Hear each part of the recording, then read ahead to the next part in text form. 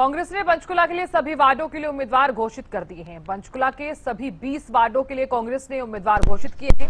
सामान्य और आरक्षित वार्डों के अनुसार सूची जो है वो जारी की गई है।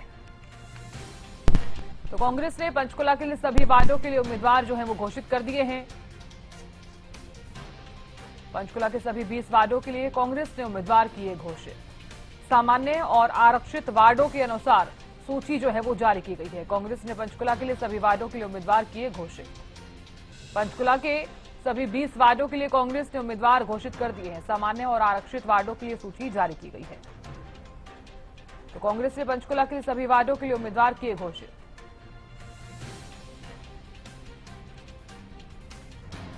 सामान्य और आरक्षित वार्डों के अनुसार सूची जो है वो जारी कर दी गई है। कांग्रेस ने पंचकुला के लिए सभी वार्डों के लिए उम्मीदवार घोषित किए।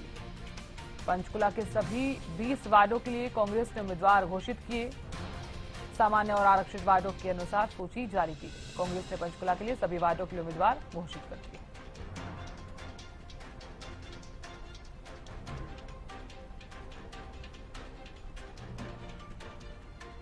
कांग्रेस ने पंचकुला के लिए सभी वार्डों के लिए उम्मीदवार किए घोषित। तो नगर निकाय चुनाव को लेकर कांग्रेस लगातार एक्टिव नजर आ रही है। बता दें आपको कि पार्टी मंथन कर रही है और साथ ही जो सूची है वो भी जारी की गई है। वार्डों का अगर जिक्र किया जाए तो उम्मीदवार जो है वो घोषित कर दिए हैं। अब ऐसे में आपको बता दें कि नगर निकाय चुनाव जो हैं वो 10 मई को होने वाले हैं। उससे ठीक पहले पार्टी जो है वो लगातार एक्टिव नजर आ रही है। मंथन किया जा रहा है, बैठकों का दौर भी जारी है।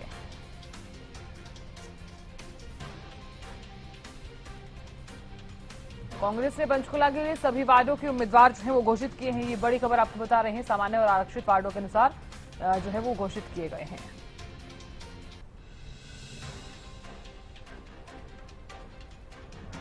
सामान्य और आरक्षित वार्डों के अनुसार जो है सूची है वो जारी की गई है।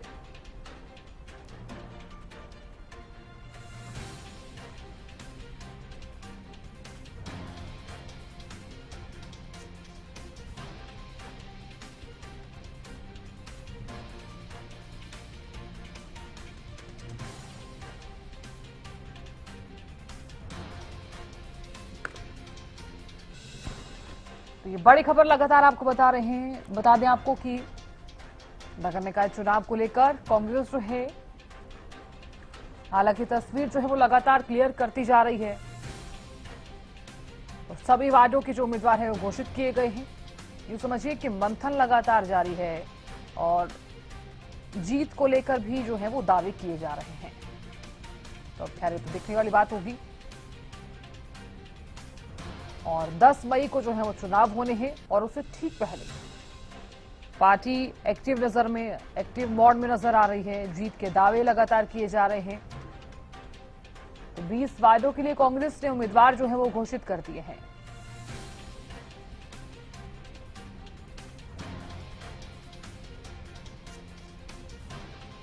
तो 20 वार्डों के लिए कांग्रेस ने जिन उम्मीदवारों की घोषणा की है उसकी सूची जारी जो की गई है वो भी हम आपको दिखा रहे हैं।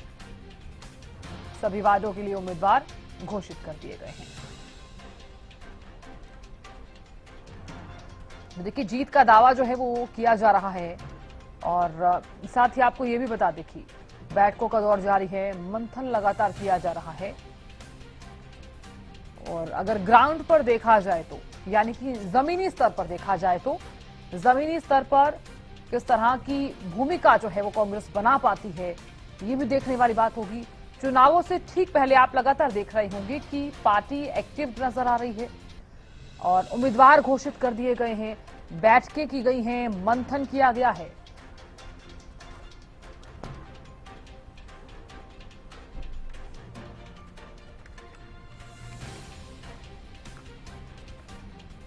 नगर निकाय चुनाव को लेकर फिलहाल किस तरह की तस्वीरें जमीनी स्तर पर देखी जा रही हैं, जानकारी ले लेते हैं। रेवाड़ी से संजय कौशिक जुड़ गए हैं।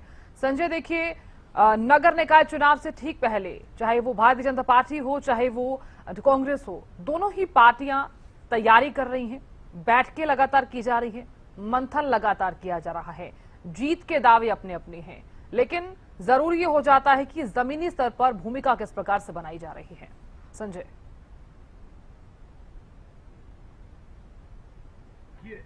मैं आपको बताऊं तो जो बात करें, इस बार कांग्रेस ने कहीं ना कहीं बाजी मार ली है, क्योंकि उन्होंने जो अपने नाम दोनों धारवेड़ा और रेवाड़ी से अपने प्रत्याशी मैदान में उतार दिए हैं। रेवाड़ी से बात करें तो कल जो कैप्टन हाउस के ऊपर एक उन्होंने मीटिंग भी बुलाई थी और वहां जो दोनों उम्मीदवार हैं उन्होंने वहां एक लोगों को, अपने जो लोग है कार्यकर्ता है, उनको संबोधित भी किया था।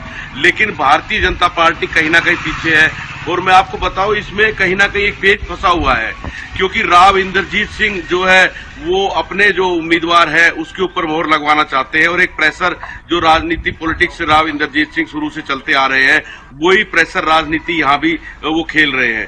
उन्होंने अपने उम्मीदवार दोनों जगह से नाम बता दिए हैं, लेकिन वहीं जो रेवाड़ी से विधायक है लक्ष्मण सिंह यादव, और मैं आपको बताऊं तो कल कहीं ना कहीं जो है मीटिंग हुई थी, जो सीएम नायब सैनी वहां मीटिंग में मौजूद थे और वहां मीटिंग में राव इंद्रजीत सिंह और लक्ष्मण यादव के बीच में कुछ तनातनी की भी खबरें हैं, क्योंकि जो लक्ष्मण सिंह यादव है वो चाहते हैं कि जो पार्टी से जुड़ा हुआ व्यक्ति है उसको टिकट दिया जाए, लेकिन वही राव इंद्रजीत सिंह ने 2 नाम सुझा दिए हैं और वो उन्हीं को टिकट दिलवाना चाहते हैं।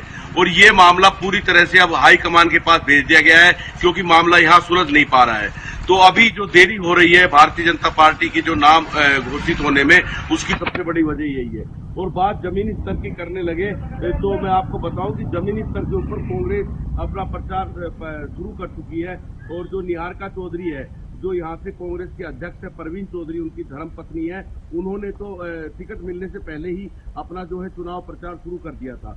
तो कहीं ना कहीं कांग्रेस बाजी। और एक बात और बताऊं कि फूट कांग्रेस में भी है, क्योंकि जब निहारिका चौधरी को टिकट मिली है तो जो कांग्रेस वर्कर है, कल की मीटिंग में जो पुराने वर्कर थे कांग्रेसी, वो कहीं भी दिखाई नहीं दिए, मीटिंग से नदारद थे और उनमें एक भारी नाराजगी है कि एक ही परिवार में प्रधान और उनकी पत्नी को चेयरपर्सन के लिए कांग्रेस ने टिकट दे दी है।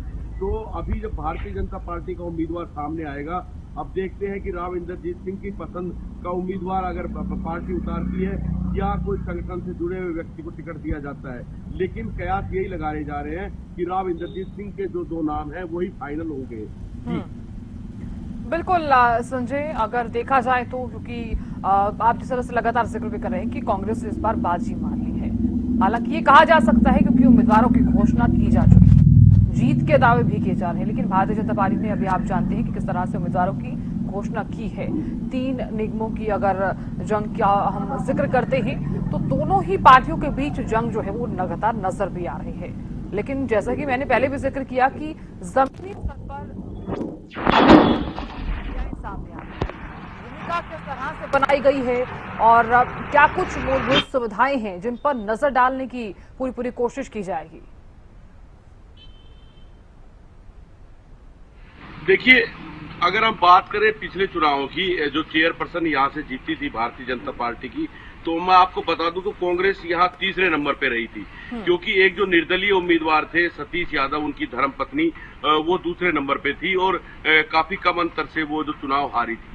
तो अभी जब तक सारे जो है प्रत्याशी मैदान में नहीं आ जाते हैं तो ये कहना तो कहीं ना कहीं गलत होगा कि मुकाबला कांग्रेस और बीजेपी में होगा, क्योंकि जो निर्दलीय है, अभी जो कांग्रेस से जो प्रत्याशी जो टिकट की दावेदारी ठोक रही थी, शकुंतला भांडोरिया, उसकी टिकट काट दी गई है। तो कहीं ना कहीं वो भी जो अगर बात सूत्रों की करे तो निर्दलीय मैदान में उतर रही है। तो शकुंतला भांडोरिया मजबूत दावेदार है, क्योंकि उनके साथ जो हमारे यहाँ से पूर्व बीजेपी विधायक थे रणधीर सिंह कापड़ीवास और यहाँ से जो है एक कद्दावर नेता थे सतीश यादव, उनका कहीं ना कहीं उस पर हाथ है। तो अभी जो मुकाबला है किसके बीच होगा ये कहना तो मुश्किल होगा, लेकिन अब जब सारे उम्मीदवार मैदान में आ जाएंगे उसके बाद ही बता पाएंगे कि मुकाबला किन लोगों के बीच में होगा। दूसरी बात की आपने, यहाँ जो मुख्य बातें हैं वो कांग्रेस जो लेके चल रही है, जिस तरह से कल कांग्रेस के जो पूर्व विधायक चिरंजीव राव उन्होंने बताया कि एक तो सबसे बड़ा जो नगर परिषद में भ्रष्टाचार का मुद्दा है, और दूसरा यहाँ जो रेवाड़ी को लंदन बनाने की बात राव इंद्रजीत सिंह ने कही थी, वो उन्होंने कहा कि राव इंद्रजीत सिंह ने लंदन बनाने की बात कही थी, लेकिन रेवाड़ी को कूड़े का ढेर बना के छोड़ दिया है। तो जो उन्होंने बताया कि जो 32 वादे बीजेपी ने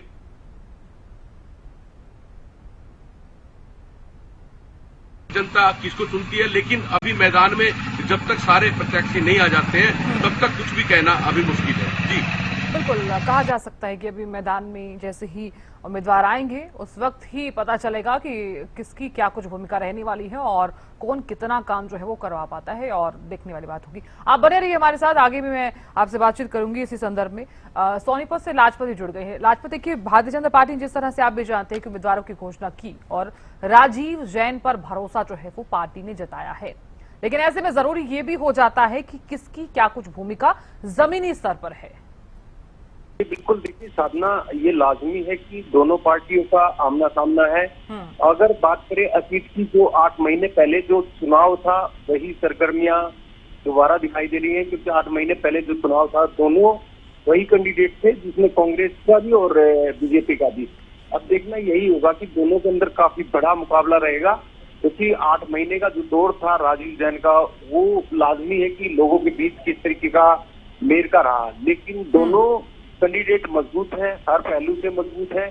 और सबसे बड़ी जो समस्या ये भी आएगी कि जो कांग्रेस की फूट होती है कार्यकर्ताओं में, उसका कहीं ना कहीं बीजेपी को बहुत बड़ा लाभ मिलता है, फूट का फायदा उठा लेती है। और वो देखना अब ये होगा कि जब और जो वार्ड है उनमें टिकट आएंगी बीजेपी की भी और कांग्रेस की, तब इसमें खेल में मजा आएगा, लोगों को भी मजा आएगा।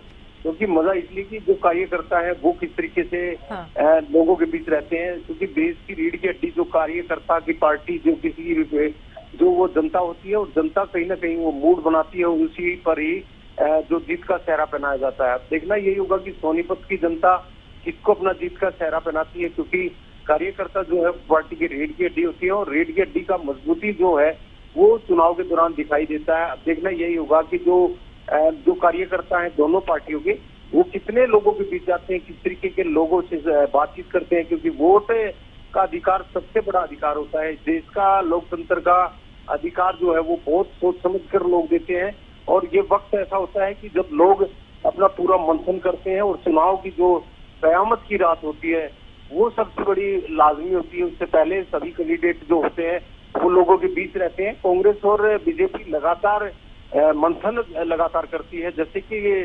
दीपेंद्र हुड्डा जब कल आए थे तो उन्होंने काफी मुद्दे बताए थे। उन्होंने कहा था कि हम जो लोगों के बीच जाएंगे उन मुद्दों पर बात करेंगे। सोनीपत में सबसे बड़ा जो सवाल है वो नशे का देखने को मिलता है। जैसे दीपेंद्र हुड्डा ने कहा कि जो शिक्षा स्थान हमने खोले थे हमारे दौरान, वो नशे की तरफ जा रहे हैं। क्राइम का उन्होंने जिक्र किया। दोनों चीजों पर काफी बड़ा फोकस रहेगा। विकास कार्यों पर तो चर्चा होती है, गली का, पानी का, रोड का, लाइट का, ये मुद्दे तो पूरे भारत में रहते हैं। लेकिन सबसे बड़ा जो मुद्दा है वो क्राइम और नशा, दोनों चीजों पर सरकार जरूर प्रयास करती है। लेकिन ऐसे में कहीं ना कहीं जो है काफी चिंता का विषय बनता है कि अभी जो पार्टियों का जो मुकाबला होगा उसमें आम जनता जो है वो मंजस में रहेगी कि आखिर किस तरह फैसला ले, क्योंकि जो विपक्ष पार्टी है वो भी मजबूत जरूरी होती है। क्योंकि जनता अगर चाहेगी तो, क्योंकि विकास कार्यों पर मुद्दा तो होता ही होता है, लेकिन जनता को मजबूत पार्टी के सामने जो है वो विपक्ष पार्टी भी चाहिए होती है। क्योंकि अगर देश में विकास कार्य चाहिए तो कोई बात उठाने के लिए विपक्ष पार्टी भी मजबूत होनी चाहिए। अब देखना यही होगा कि दोनों पार्टी किस तरीके से अपना लोगों के बीच रहती है, क्या क्या मुद्दे बनते हैं। राजीव जैन ने जैसे काफी लंबे समय से जो राजनीति में रहे हैं और उनका काफी लंबे समय से जैसे हमारे पत्रकार भी रहे हैं और मुख्यमंत्री के ओएसडी भी रहे हैं और उनकी धर्मपत्नी है वो भी मंत्री रही हैं, तो इनका राजनीतिक करियर काफी बड़ा है। जो अगर बात करें तो जो कांग्रेस पार्टी की तरफ से हैं उनके भी पिताजी जो हैं वो भी एमएलए रहे हैं। तो ऐसे में काफी जो है दसमंदस रहेगी। सोनीपत कभी से ऐतिहासिक नगरी है, दिल्ली के नजदीक होना सोनीपत की राजनीति जो है दिल्ली को भी टच करती है। तो ऐसे में देखना यही होगा कि अभी जो मुद्दे किस तरीके के बनते हैं, मुद्दों पर काफी चर्चा होगी। क्योंकि सबसे बड़ा जो मुद्दा है ये दो चीजों पर रहेगा फोकस, एक क्राइम पर और दूसरा नशे पर। इसमें कोई नकारा नहीं जा सकता क्योंकि सोनीपत में नशा जो है वो पूर्ण तरीके से फैल रहा है। जो युवा बच्चे हैं वो नशे की तरफ जा रहे हैं। बिल्कुल, लाजपत आप ये कह रहे हैं कि क्राइम और नशे पर जोर देना सबसे ज्यादा जरूरी भी हो जाता है। साधना, आप भी समझ सकते हैं कि जो युवा जो नशे की तरफ जाता है, क्राइम की तरफ जाता है, इसका साधना आप भी समझ सकते हैं, बेरोजगारी का सबसे बड़ा कारण होता है। बेरोजगारी के कारण जो है नशा भी और क्राइम भी, दोनों चीजें पनपती हैं और सरकार को इस पर जरूर मंथन करना चाहिए ताकि इस तरीके के मुद्दे जो होते हैं उन पर ध्यान दिया जाए। और साधना, आपको खूब देखा, आपने भी बहुत नजदीक से देखा है और काफी बड़ी चीजों पर आप भी फोकस रखते हैं और जनता के बीच जो सवाल बनते हैं उन पर भी आप भी इन बातों को भली भांति जानते हैं। जो मुद्दे होते हैं वो छोटे मुद्दे नहीं होते, काफी बड़े मुद्दे बन जाते हैं। सोनीपत में काफी मुद्दे ऐसे हैं जिन पर अभी जो है राजनीति गरमाएगी और देखना यही होगा कि मौजूदा सरकार कितना इसमें अपना पक्ष रखती है, विपक्ष पार्टी कितना पक्ष रखती है। अब देखना यही होगा क्योंकि काफी ऐसे विचार भी बनते हैं साधना, आपने खुद देखा है कि अभी मौजूदा सरकार है, कहीं ना कहीं उसका भी लाभ मिलेगा, लेकिन कांग्रेस पार्टी का जैसे विपक्ष पार्टी में मजबूत होना ये भी जनता के लिए बहुत जरूरी है। तो अब देखना यही होगा जब और वार्डों के जो कैंडिडेट सामने आएंगे वो किस तरीके से लोगों से वादे करते हैं या कार्यकर्ता किस तरीके से काम करते हैं। हर व्यक्ति को समझाना आज काफी मुश्किल हो चुका है। एक घर में जैसे 10 से 15 वोट होती है उनको भी समझाना काफी मुश्किल हो जाता है और खासकर महिलाएं जो है उसमें भी भागीदारी रहती है। काफी मुद्दे होते हैं जिन पर चर्चा होती है और चर्चा में देखना यही होगा कि किस तरीके का जो पार्टी किस तरीके का दम कम लगाती है। ये साधना आपको भी खूब पता है कि आपने भी बहुत नजदीक से देखा है कि जब चुनाव का दौर होता है तो अनेक बिल्कुल लाजपत देखने वाली बात होगी कि कौन कौन से ऐसे मुद्दे हैं। सबसे पहले तो जानना भी जरूरी हो जाता है कि किस किस शहर में कौन कौन से मुद्दे हैं जिन पर नजर डाली जाए, क्योंकि जीत के दावे तो दोनों ही पार्टियां अलग अलग कर रही है। तो देखने वाली बात होगी किस तरह से ये चुनाव रहने वाला है। बहुत शुक्रिया जानकारी देने के लिए और बने रहने के लिए आप दोनों का।